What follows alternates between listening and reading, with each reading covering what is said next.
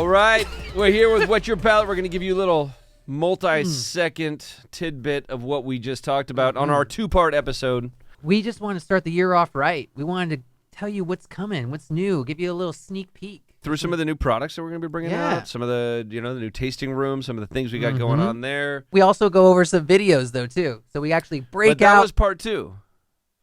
Okay, yeah, well, we're going to talk about part two now. Okay. We went through videos Wet Your and social Palate. media and goals of this year, and Wet Your Palate is all about Did we just argue? telling the basics of... You and know then we did... What? Horrible bosses. Horrible bosses. You're horrible, dude. We're here in California, obviously. Yeah. So I'm assuming everybody listening knows that. So there was a study done about who's leaving California, because we're like going 3 years in a row of like the largest losing state of our population, right? Yeah. And everybody think like, oh, it's probably like the lower income families. It's so expensive to live there, lower socioeconomic status, whatever else. No, it's all the wealthy people. It's all the amount of like 1%ers, whatever you want to call it, like that are leaving. And now all of a sudden we're in this massive deficit, this state is being so mismanaged. It's disgusting. If anybody's listening and considering moving to California, I highly recommend you put your clothes back in your closet and don't come. Because, we need the U-Hauls here because everybody's taking them out. But we need you to return. This state is in disarray right now. And you know what's sad is like, this is something I was just talking about today with one of the guys at work. Like, why was tourism down so much in Napa Valley today? This is all just hypothetical. We have no idea. Okay. Right? And we're like, well, okay, what drew people to the Napa Valley? Like, there are people that come specifically to come to Napa Valley. Well, the economy's not great, so maybe there is a factor there. People are like, that's, something I'm not going to, spend my money on right now. Going to do something a little more like down home, whatever, right? The one of the main driving factors of people doing a visit to wine country and the Central Coast for that matter, like Monterey and, even up to Bodega Bay, like all those areas, they land in San Francisco. They do their tour in San Francisco, and then they go do like a couple days here, a couple days there, wherever, hit like the coast of California. San Francisco is the biggest shithole I have ever seen. I've never seen a city, I've never seen a Hollywood set that looks as bad, like a Skid Row Hollywood set that looks as bad as San Francisco looks. The media cannot make it look near as bad as it actually is. Like, I won't go down to that city anymore. So if you're like, no, I'm not going to San Francisco because what you see on the news is bad enough. Once you get down in there, it's garbage. Like, it's sad. It's really sad. And it's not because of the people that are there. It's not because of the drug addicts and the homeless people and the defecation on the streets and sidewalks. It's because of the politicians that are not trying to clean that up. They're just like, oh yeah, we give away needles. We have an app that will track the shit so that our team can clean it up. It's like, you foster that sort of a lifestyle and you're only going to have a city full of that. Anyways. Welcome to Go With Your Palate. This is a podcast about wine. I was just talking about wine country. Come on. There we go. Entrepreneurship. There it was. Yeah. Yeah, you hit it. And whatever the fuck else. Whatever the fuck else. So yes, wine tourism is down in Napa Valley. It was. You're Special right. You report nailed it. by Brett Bear. All right. Well, okay. So I'm Joe Wagner, and this is Chris, Fat Mario Rubio, and we are your hosts today. We're going to be talking about a number of subjects. Hope you enjoy them. Where do you want to start? Well, I just want to start with it's a new year. There's going to be some new exciting things from Joe Wagner, and he's hard. He's doing hard. You're doing hard 75, right? Is it? Or is it your own version? I'll get into that. I started my own. Okay. We all know those rules. You don't change your diet, but you don't snack and no drinking. I threw that part out the window because I'm in the wine business, so I was like, well, whatever. But you got the 2 workouts a day, right? And you got to do one inside, one outside, or you got to do at least one outside. Yeah. So my thing, the way I changed it was that I'm trying to stay hard for 75 minutes twice a day. Yep. Okay? One of the times has to be outside, so I got to do it in my backyard because I don't want to get in trouble. And it seems to be working out well. It's kind of like a different type of exercise. It just takes a long time. I sometimes need a little help. Yeah, that Anyways. That's some dedication. But I heard it, Dude, it builds up. you try it. I heard that it builds up the brown fat. No Viagra. Dude, it's all natural. Once you get an hour and 30 minutes in, your body starts. I don't know, man. I don't even know where I'm going with that. Anyway, no, I have not started the hard 75 yet. I'm going to at some point here. Anyway, so that's new year, new wine, new me, new you, hard you, whatever. I don't know. Whatever you got. Oh, I'll say this. Well, let's start with this. We had a good, great video recap on your social. We'll be playing it here, but just for those listening, we'll just kind of be talking about it here. But it just shows all the great things that Joe got into in 2023. That's what the team got to do, right? That's us, the team, okay, everybody. Wax dipping, doing some bottle twists and flips, wine shower, deep bottle wax dip. Oh, we got those. Yeah, the chefs and the shows using our wines. That's awesome. Just chuck that bottle. The Kenny Flowers. We did the shirt collaboration. Yep. Yeah. We got all right. Oh, we got the partnership with our sports teams. I forgot who that is. You were on the Tasting Panel magazine. Tasting Panel. That's right. So there was a lot of waxing that went on. There was a lot of waxing. Like you, when I waxed my arm, that was not good. Man. Yeah, there's a lot to talk about on this. So we did do a lot, and it's funny because I think people might ask, like, what, and if you guys are watching, you'd still see this thing going, but how much time do we spend to do this, right? Because it looks like it's a lot of time. But I'll give it to you guys. Like, I got a great team. It's like you, Sabina. You guys have everything prepared. You guys got some ideas. We throw shit around, and then we execute, right?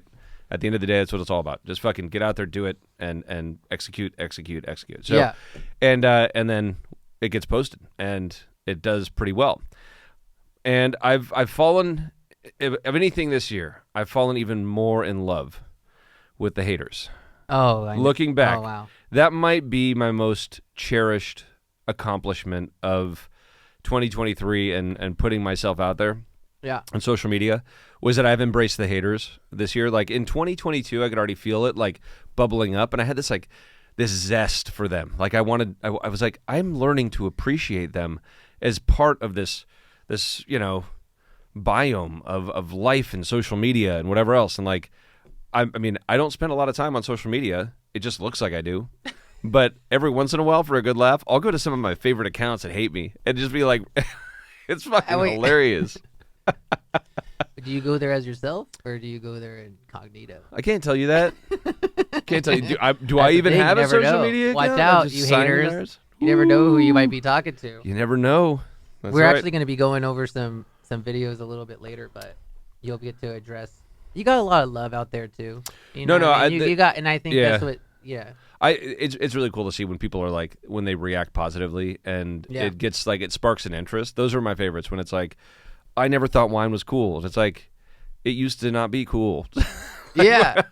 And so you're like, okay, we're actually making an impact. And like, you probably remember early on with this, it was COVID. COVID changed everything, because I never wanted to be out in front of people. I would do seminars, I would do wine dinners, I do anything really more personable, and I still do all those things, whenever I'm traveling and that sort of thing. But doing things on social media, I felt like that was kind of losing my privacy. Mm-hmm. And it to a degree it kind of has, but it's not bad. But it's really been cool to like see what that brought in.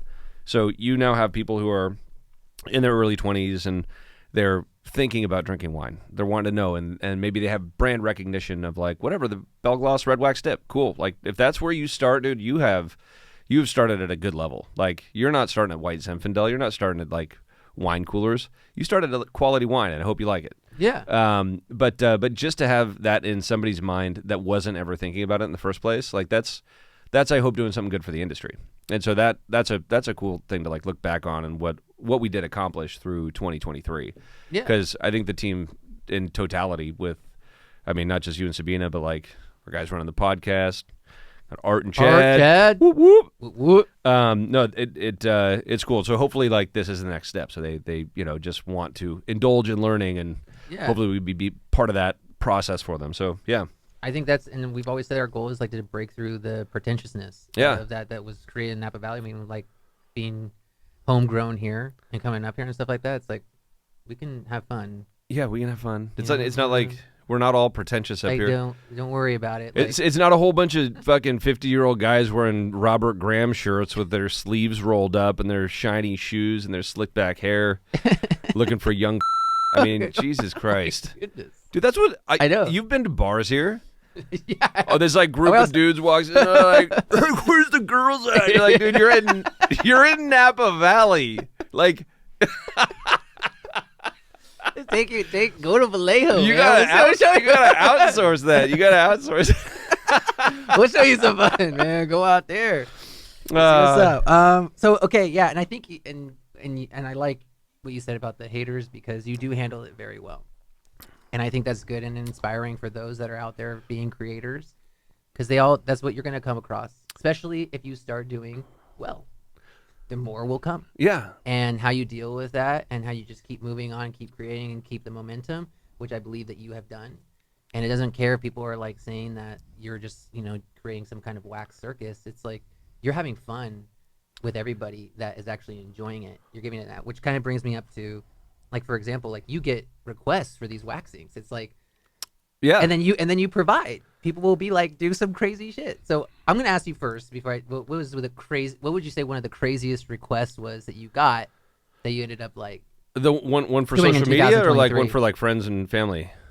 Let's go social media first. I think the big one was like whenever we started doing like the multiple bottles connected, that like sparked a whole thing of like people wanted to see more and more and more, right? Mm-hmm. And they're like, oh, do 100 bottles, do whatever, and like so we did try to do as many as possible, and we did do 11 bottles, all connected, and those, and then you still have people coming like, those can't be full. You're like, dude, those are fucking full. That was like 45. That was like 45 pounds of an awkward shaped like wreath of these bottles. That thing took forever. I think it turned into a thing of beauty. And we're actually going to be able to sell some of those in the future. Yes. So I'm going to put a plug in right now. So from the tasting room, we'll be able to sell some of those. So I'm excited about that. You might not know what you're getting because we're going to have to put like a generic ass label on there that just says like California Pinot Noir, non-vintage. Because, dude, if you can't see the fucking label, like I don't know what it is. So we're going to slap this generic label on there and be like, I'll tell you the juice is good. Good luck. Yeah, I guarantee you it's Bell Gloss. Like you're gonna like it. And then so that was probably the hardest one. Yeah, that was definitely the hardest one. I had one of the women who works in finance. She's like an avid bowler, like a stellar bowler, like and she had an old bowling ball and she wanted to wax it. Yeah, and I saw that. And let me tell you, dude, like you dip that bowling ball in. I left the 3 holes out, pulled it up, and by the time that wax was like done dripping off, I thought my arm was gonna fall off. Yeah, like you're like I mean, you work out a lot, so like you're holding like a kettlebell up here or something. Like but you 40 got pound like kettlebell. you got the beefy fingers, bro. Like that was the big. That was still with just 3 fingers. Like I thought I had more practice in that, but apparently not. You're like, I need to work out. Yeah, I gotta work out. I just saw like a montage of like your fingers like doing like these fucking push-ups and stuff like that. All right, what was your favorite one? Well, I was gonna say the 11 bottle was one of my favorite ones, just because honestly, it was one of those things when we started. That was a live video too. I remember we were doing it. Yeah. So to do something like that, knowing it was your first time, it wasn't like we tried this out and figured anything out about it. Like you just went and jumped in and did it. And I was like, dude, can this even be possibly done though? Like, is the wax even strong enough or whatever? I actually didn't know. I had my questions and doubts also. And you did it, and there was no mishaps or any problems like that, and it came full out. I do like some of like the sports stuff that we do, like the hockey stick and bringing in like I like the waxing like the shoes. We use the red bottoms. And those actually turned out to be really fun. Dude, that got a lot of people, like, there were people stoked on it, or like, those are the ugliest thing. Like, I'm not trying to make new fashion here. Like, that was, and my favorite part, that was like for a charity, right? Yeah, no, it was for a charity. And so then all of a sudden, all the haters women's were like, shoes and wine. Fucking ugly. You're like, this is wine, women, and shoes. Yeah, wine, women, and shoes. Yeah. And that was like, it's almost I mean, you can check it out, but it's almost 150 million views, Is which it? was great. Yeah, I appreciate like the. See, that's how much attention I pay to this. Yeah. No, yeah, that turned out. I thought that turned out cool. There. Yeah. I mean, I We got it couldn't on wear screen them. right They're now, not even my so- size. There were some nice white pumps. What was the other? Oh, you know what I did think was cool was like we started adding a little more like flair and style to the videos. Yes. Because it's so easy. Like when I first started doing any sort of media stuff, it was just like, this is your zone, right? And then you got a video camera in front of you and you're like doing whatever. And then being able to like have more movement and do stuff, spinning the bottle around and like adding a little like flair. little bits that like really are more appealing visually. And they make me like feel like, oh, those actually look cooler. Like way better than just like, oh, here's a bottle, dip it. It kind of reminds me of like bartending flair. You know yeah, what I mean? you used to do that. I know, and you add some of it in, but like then people actually like enjoy watching the creation of it. Yeah. What do you think was the wildest thing you did? Blowing fire out of my mouth. Yeah. That one? That wasn't even having to do with wax. Yeah. But that was, I'm not a trained professional. Oh yes, but that's right. And not everyone got to. So I did that once. I was in Texas on a sales trip. Yeah. And I did that once in a bar, and it lit my beard on fire. Yeah. Holy shit. So I was like, okay, I'll try it again. But yeah, so there was that. And then, geez, what else? Oh, the getting the wax, like the whole bottle goes in, and then when you actually try to get the whole bottle out, the drop in the bottle. Yeah. I mean, it's really like you're actually burning yourself. Like it's not. There's no art to be able to get that thing out smoothly. Like you just gotta find the right angle, move it around, and whatever, and you're inevitably gonna get hot wax in your hand. And that wax is not like that's not at a low temperature. It's like 225 degrees. Like that and it sticks on your skin, so it'll just keep on burning through. Which you also poured wax on your skin to show. But I did it. We don't recommend it. He did it just because he does what we tell him. So, I was also gonna give credit that like you just show up and you were just kind of like, okay, what's on the docket today? And we tell you you're gonna get waxed. You're gonna wax your arm today. And I say no quite often. Yeah. I'm like, I'm not doing that. That's so dumb. Yeah. Yeah, but then we get some drinks in you and then. Oh yeah, that's it. You're like, no, you got to chug the bottle. Chug it. So also we got some new stuff coming up from you like this year. We're gonna learn more about. But I thought we'd give people like a little sneak peek too of like what they can expect. In like new products. 2024, yeah. I mean, before I get into the products, I will say like because I know we were just talking about Napa tourism. I don't even know if they were recording when we were talking about that. I feel like sometimes I don't even know when they're recording. I don't either. So they give me the thumbs up. But for everybody listening, we actually just we sit down and we start bullshitting, and then we like at some point we're like, I assume the podcast is going, and then we then we do the introduction. So whatever happens before that. Sometimes it's like a 30-minute conversation. You don't even know what you're watching. You're like, if you're still there, thank you. Before you even know what. So, geez, what was that on that? Napa Valley tourism. So starting with one of our newest projects is about to open is going to be the new Quilt and Company tasting room in downtown Napa. So we converted that old Faggiani building. It's a 3-story historic building right on Main Street. We probably talked about it before. But converted that over to a tasting room for all of our wines. But it's not just the wines that you can find out there nationally. These are like our fun experimental wines. This is like our incubation station. Like we get to try all the fun stuff. The winemaking team gets to have their run of it. And we screw around, do some fun blends, do oddball varietals, new regions we've never explored, and be able to put something in a bottle and put glasses to lips and see what people think. And then we'll also have some food pairings and whatnot there. Coolest thing, though, that I'm looking forward to, and I just checked these out today. We're fabricating them right now. We're going to be able to do wax, like people that come in and taste are going to be able to wax their own bottle. Yeah. So we're going to have, and if there's enough timing beforehand, like I can't wait for this to go viral because people are going to love this. It's such a cool experience. Like it is art. Like whenever I dip one of those bottles, I actually feel like I'm doing like a painting in a way, right? It's doesn't take as long, but like you're like, oh, what can I do that's cool on this, right? With enough lead time, we can actually do custom colors too. So like if you got a favorite sports team or you're celebrating your wedding and your wedding colors and that kind of stuff, like we'll be able to set all that up with enough time so you can bring your party in, pick out your bottles, whatever the bottles are, and then wax them yourself and take them home. So I'm really excited about that because that seems to be something like people they want to do, right? It's something that nobody has been able to do, and safety measures, of course, are going to have to be followed because that shit is hot and it will burn you. Yeah. But we've designed this whole system around that, and so then there's going to be a little training and whatever else. So that's going to be cool, and then that's it. It's just going to be a cool little wine and food experiential haven about our wines. Yeah, I know it's been a long time coming. We get a lot of requests for that too, and people wanting to do that. So I think it's going to be appreciated, the access to it. So Quilt and Company, it was downtown. It's actually right next door. Mm-hmm. It's still currently open. We're going to close that down once we move next door. Now, this is going to like expand our footprint by about 4 to 5 times because the space we were in was pretty small. So like 3 stories now. Yeah, we could only handle maybe 30 to 40 people at a time. Like it wasn't a very big venue. We're going to be able to do well north of that. I think we'll probably be 150 to 170, somewhere in there. Yeah. Rooftop deck, patio. Yeah, the rooftop with the Napa River right there in front. So yeah, if anybody wants to come down and you guys are just hanging out in downtown Napa, go down to Quilt and Company.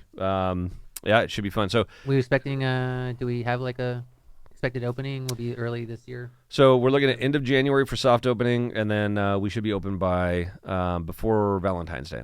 Cool. It's a little early because like tourism doesn't really kick into full swing until like March, April, usually. Like weather dependent, right? And San Francisco dependent. If they ever got their shit together, we'd have tourism back up here. Circle back. But yeah, so I think it'll be full-fledged open in February, ready for spring. We'll have the whole staff all jazzed up, ready to go, educated. So we'll have a couple weeks to be able to do that, and then do some fun wines. I mean, we actually have a lot of fun wines that are going to be coming in there. And I'll talk about some of that stuff like right now. So just yesterday, this is one we're actually going to bring out like nationally. This isn't going to be just for direct to consumer. But we got a Belgloss. We're going to be releasing a sparkling wine. Right? So we're going to have a Blanc de Blanc and a Rosé. So we bottled these we talked about the sparkling process like, I don't know, an episode or 2 ago. Yep. Right? So this is the traditional method, or method champenois. So you did your primary fermentation, and then you make your blend, your cuvee, and then you put that in bottle, and then you toss your yeast, your sugar, and some bentonite and whatever else, right, into that bottle. That starts your secondary fermentation, and then you capture that CO2 by sealing that cap, right? So that's the beginning of it, and then from that point on, you have this secondarily fermented wine that has pressure in it. It's got CO2 in it now. And it's aging on its lees. So all the yeast that are in there, whatever else, and those are adding a little more complexity and some mouthfeel and all that. That's the stage it's in right now. This is tirage. So it's in tirage. So it's been in for 6 months. I haven't tasted it since we put it in bottle. And then yesterday, well, actually it was mid-December, I grabbed a sample of each, put them in the fridge, and let all of those solids just drop down to the very bottom. Because you don't want any turbidity, like solids floating around.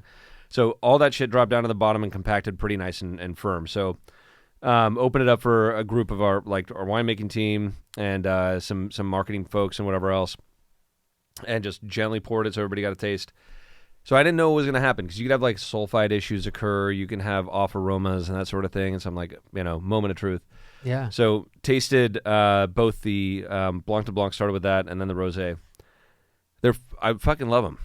When you go into something with just open, like I'm not sure if this was going to work, and so you don't already have like this grandiose idea of how great it's going to be, and you don't know if it's going to be flawed. So you kind of enter totally objectively, and we all tasted it. And we're like, fuck yeah, we got this. We did this right. Like I'm fucking stoked. So reason I'm stoked is that we want to go zero dosage.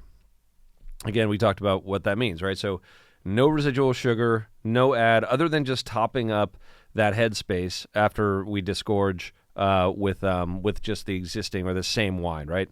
So it's bone dry, and these wines are going to be able to do it. So I don't know if it's going to be another year or something in bottle. So I know we're talking about it now. People are really like, oh, when do I get that? You're like, oh, yeah, sorry, you got to wait. I don't know how long. We're going to keep tasting it. Anyway, so that's it. You got something to look forward to. Check in with us next January. And then you also got some Sauvignon Blanc that will be coming out. You got Malbec. We did. We started doing Sauv Blanc like 2 years ago with Quilt, but we call it Fumé Blanc. Yeah, because it's got the Fumé Blanc traditionally is Sauvignon Blanc with a little bit of Semillon blended in, and then a little bit of barrel fermented and barrel aged. Not a lot of time, but like enough time to like have a little imprint of oak, right? And so got our feet wet with that, and I really like that traditional style because it's got a little more body to it, a little more character than like your traditional grassy Sauvignon Blancs. But I know that there's a time and a place for those. For a good California, just what we classify as like the classic Sauv Blanc now, like that grassy kind of like super bright minerality character. So we started playing with that. So, God, we're only like 2 months away, probably March, from releasing our thread count Sauvignon Blanc. So it's more of kind of an everyday Sauv Blanc, and it's bright, it's beautiful, it's fun, it's light, front porch pounder, seafood, light fare, whatever. So I'm excited about that because it was something missing in our portfolio. Like if you look at our portfolio, we had some, kind of an array of a handful of Chardonnays from kind of your more mineral lighter styles up to your big buttery style. Same thing with reds, all the way from a lighter Pinot from like Oregon, all the way to your really heavy, bulldog Pinots like Las Alturas. And then you got cabs and red blends. And so you kind of run the gamut. So it's like you're a chef and you're like, I want to make these 5 dishes. Do you have a wine that can pair with all of them? Or can I get a selection of wines and to pair? And so you want to have like a portfolio, not too big, like a couple dozen wines, 2-3 dozen wines that we know we can produce year in and year out and execute at a high level and make sure that people have that great experience. But you want to make sure there's something for everybody in that, right? Yeah. And so that's important to me. That's important to me from wine dinners and also just to be able to have something for everyone. So so the Sauv Blanc's really exciting for me, as is the sparkling. And then, God, what else we got? We're also doing a Paso Cab. Experimented with that. Well, not experimenting. We just released it. We'll see how it goes. How does this come about? Because I'm with the Sauv Blanc has a little bit of a story. Because I feel like a couple years ago, you didn't really have a want personally, I think, to do a Sauv Blanc. Did something change? And maybe it was what you just said with something for everyone. So if your motto is go with your palate, you trying to find something for everyone's palate because you want everyone to have their enjoyment of it. But you don't want to have like 300 wines. Like That's some what of I'm these, saying. some of these Dude, portfolios. Are you getting close, bro? No, we're not, dude. We got like less than 30 wines. Jesus Christ, that's fucking nothing. No, so no, honestly, the main reason I didn't want to do Sauv Blanc for the longest time was that my sister has been doing a Sauvignon Blanc, right, under her brand Emelo, and I like that wine a lot. I love my sister. I respect her. And so I don't want to like step on her toes. And so it was kind of like, she's become established. She's, done some really great wines. She does really more than just Sauvignon Blanc, but like she does this one called Plumeray that is like super, super high acid, like give you heartburn. But that's like my style. I love that style. So, so as she's grown her business and done well with it and everything, I was like, I think it's time that we like bring out our own now so that we have something in the portfolio and we're not looking to, we're not like, hey, let's go out there and build the market and beat everybody. It's just like, no, we just want to Sauv Blanc in our portfolio. Dude, that's some brother-sister love right there. Respect. Yeah. I know it's hard for you to get like all soft, huh? You got a little soft there. Warm. Yeah, it's really hard. Really warm. That was a great story. Me and my hard 75, it's hard. I know. It can be hard to get soft, You gotta go get your 45-minute outside right now. We can take a break. I think people would understand, goals. Oh, man. So we also got a couple little like fun things. We got a little bit of Albarino coming out. Yeah. And that came from, I was talking to a guy who works in retail down south, like down in Southern California. Mm-hmm. And he was telling me, he's like, I'm seeing this younger generation come into my store and they want this light, bright. He's like, they love your style of red. They love that big, rich, juicy red. Yeah. But when it comes to whites, they want this really light and lean style. And they love the Albarino. And I was like, dude, I happen to have, because we were bottling some just for Quilting Company. Mm-hmm. And I was like, I just happen to have like 1,000 gallons of this stuff like that I was going to sell on the bulk market. I was like, it's good, but like I can't make this much and sell it like at a tasting room. Yeah. And so we're planning to get it in a bottle and get it down there, see how it goes. Like, and this is where the incubation thing comes. Like, we started doing Albarino in our tasting room like just over a year ago. Yeah, just over a year ago. And saw, like, it had traction. Like, we are sold out of it currently. So, like, that was cool. You're like, oh, wow, there's something there. Like, I didn't know that people wanted to drink Albarino. Yeah. And so you're like, and so you kind of like get an idea, and then you hear somebody talk about it like out in the real market. Yeah. And you're like, oh, there actually might be something here.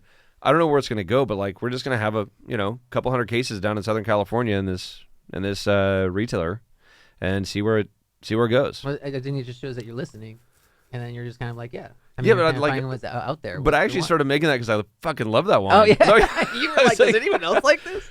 But you know how painful it is like a winemaker to be like, oh yeah, we just made, like, we grew this Albarino for me, and then we and then we made it. I was like, oh, we're planting a vineyard. I was like, let's put a couple acres of Albarino in just to see what it does. And then the vines grow up, you pick the fruit, bring it in, make the wine, and you're like, oh, this is cool. Like, this is really good. I like it. But then you're like, well, I think we can only sell like 100 cases of this stuff at the tasting room. Yeah. And so then you're left with like this excess, and you're like, well, what do I do with that? So we have like our dribs and drabs, right? Like, sometimes we'll just put all that shit together and just sell it to somebody for like $2 a gallon, and they'll just put it into fucking some kind of crappy blend. Yeah.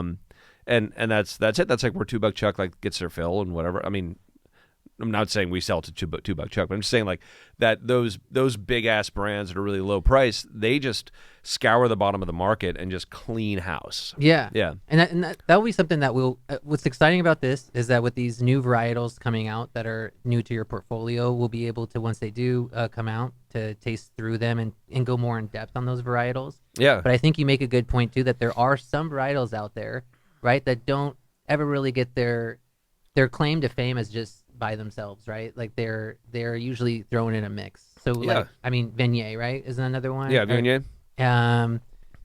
So Albarino, you just said, is kind of Albarino's pretty obscure, singular. Yeah. You got like, I mean, you got a ton of like oddball Rhone whites. Those are the ones. Like, Viognier is one of those. But like Marsan and Roussan, like, people are like, what the hell is that? Yeah. It's like, is that a hair product? So, but no, they're like all individually unique, but like usually just used in blends, right? Yep. Yeah. So no, it's fun to be able to do that stuff. What else? I mean, we got a couple other. We got our probably the most exciting one that I see that we're doing is our red blends, which I'm not going to tell the name of right now, but it's a new little brand, and it's like, you can't know it. No one can know it. Nobody can know it. No, it's Can actually. we guess? It's a ghost wine. Can we guess on a name? It's a Can ghost. you give us a clue? It has to do with my family immigrating from Europe. Well, that gives it away. No, not even close. Okay. Cool. Back in like the 1850s, but no. So it's we're doing, because California has such a history of like how it's progressed in the wine world, right? Yeah. What grapes grow well where, what style works to produce that wine. That, like, all of these things have like evolved over, God, just like the last 150 years, really fast. It's a really short snippet of time, really. So so now I'm looking at like, well, what do we know that grows well where? And so we're looking at, and I'm not gonna, I'll tell the regions and the general blend, but I'm not gonna tell the varieties and where they're each from. But one of the regions is Sonoma, another is Monterey, another is Santa Barbara. I love all three of these regions. They're all great, and they all do have some similarities, but they do better for certain varietals or certain families of varietals overall. When I say families, I'm talking about like region of origin. Like, where do these come from? Okay. So one of these regions, we're doing a Rhone varietal-based blend. Let me clarify, that's not from the Rhone Valley. It's just varieties that originated from the Rhone Valley that we planted in one of these areas, right? So you got a Rhone varietal blend, we got a Spanish varietal blend, and an Italian varietal blend. Yeah. And so each one of them is going to, be like its own unique sort of character of what California, trying to like encapsulate all the history of California's wine history, into kind of these three storied bottlings. Yeah. Sweet. So it's kind of fun because it kind of goes back to my family and them immigrating and them making wine and whatever. Yeah. Always like some good stories too to the wines that you make. It's the hardest thing to tell, man. I got to say it. Like that is storytelling through wine. Storytelling through wine, because the majority of the wine that is purchased and consumed, it's like you're either looking at a shelf with like hundreds, if not thousands, of bottles, and you're picking based off of price, based off of. I mean, if you're just going blind, you're picking based off of price and looks. Maybe region, maybe vintage, but typically price and looks. That's and varietal. Okay, then you go to a restaurant, kind of the same thing. Like nobody ever tells the story of what it's about, and you're lucky if you can get a somm to like be like, oh yeah, this is the story of this wine, or even just this brand. Like, and so it's hard. So like that's another thing I'm thankful about for social media. It's like. That's given us a bit of a mouthpiece to tell our story. And same thing with this podcast. Yeah. We're able to tell some of this story. Yeah. Maybe somebody's listening. Maybe it's 1 in 1,000. I mean, really, like, you got to think about it. Like, maybe the right person. Dude, we're not that right cool or popular. Like, nobody's like, dude, I want to know the story. Which podcast episode? It's like, fuck you. No, they don't want to listen. But I think it gives it more, the more channels, the more access people have to different pieces of information, they reach, right? We're trying to reach as many people as we can, which actually kind of brings me to, with this like New Year and stuff like that, with the podcast, we were looking at, we had people actually requesting, when we started this whole thing, we were doing a flower segment, your flower arrangements. For those that may have just been new or just coming on, Joe actually has a wealth of knowledge in flower arrangements, and is a... He's just looking at me. He's also a flower influencer. Hold on. Okay. He's gonna have his flower channel. Anyways, we're thinking about bringing that back. First of all, I feel like you're trying to get me in trouble with Rachel. Okay? No, I am married. Trouble. I'm actually explaining why she's with you is because you're flower arranging. You're really good at just like. That's the only reason when I proposed to her, I was like, blah, blah, blah, blah, blah. Will you marry me? And it was so romantic and everything. And she like stepped back. She's like, fine, but it's only because you arrange your own flowers. Yeah. Yeah. The only awkward part about the wedding planning was your discussions with the florist. The amount of fucking baby's breath at that. They didn't expect you to like. That was the worst. That was the worst florist. I mean, I'm gonna be judgmental right now. That was the worst florist I've ever dealt with. I don't deal with a lot of them because I like to be my own, but like not on my wedding day. Shit.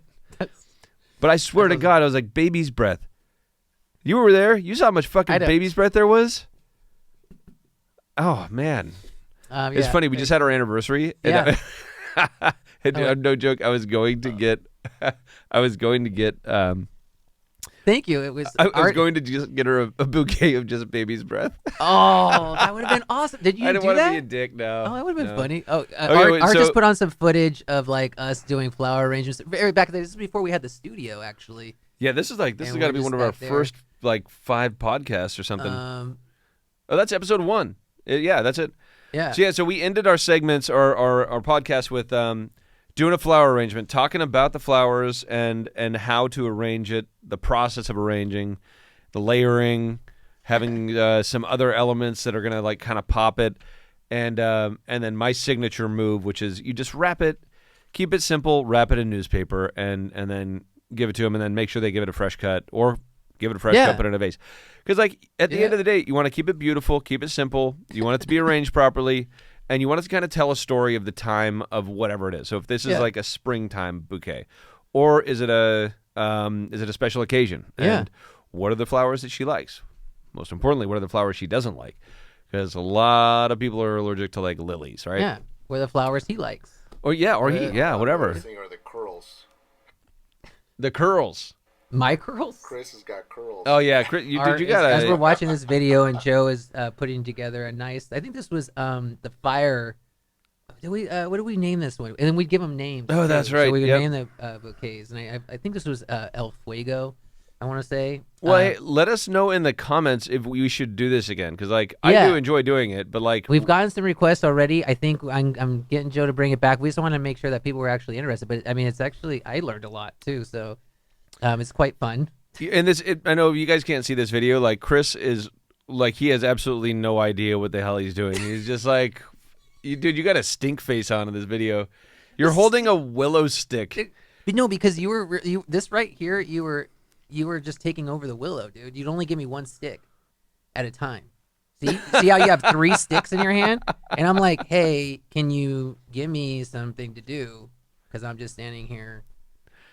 You remember the other thing we wanted to do when we were like driving around? We were going to do the gas station, the convenience store critiques. I know. Yeah, okay. I still like that idea because dude, I like.